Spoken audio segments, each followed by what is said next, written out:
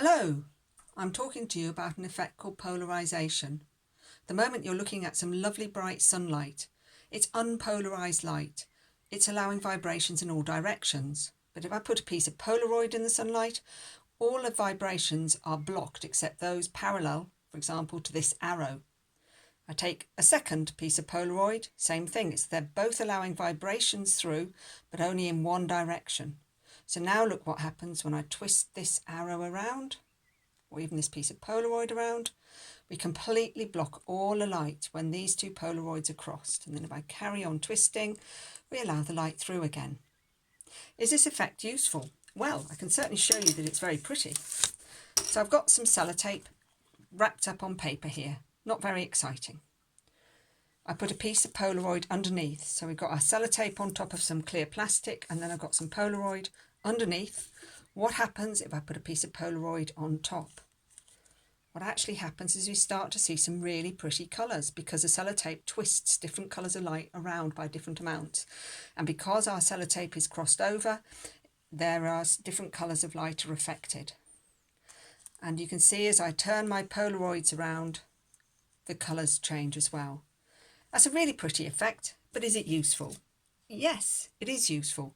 What I've got here are some very thin crystals. They're called rock film, thin rock films. So we've taken a piece of rock and cut it so thin that we can actually see through. I put a piece of Polaroid underneath. Ooh, it's a bit bent now, isn't it? Let's unbend that. And when I put a piece of Polaroid on top of it, you should be able to see different colours of light are shining through. The different crystals, again, twist that coloured light around. So we're seeing the colours shining through and changing. And if I have a different sample, so this one has come from Palaeogene, if that's how you pronounce it. Another piece of my rock sample, it's got another piece of Polaroid underneath. Prop this over the top, twist it round. You can see the crystal, particularly in that bottom corner, changing colour as I twist the Polaroid.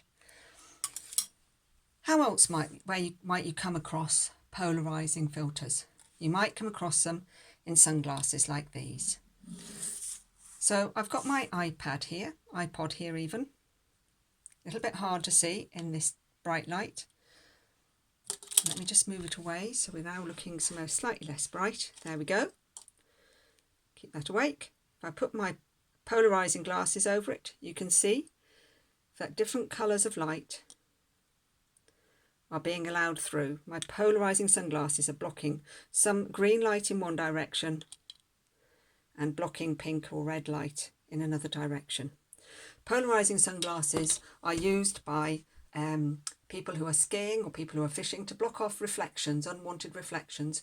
They allow us to see through the glare and see sort of, for example, into water, or to be able to see the different humps and dips when you're skiing down a slope. Well, I hope you enjoyed that.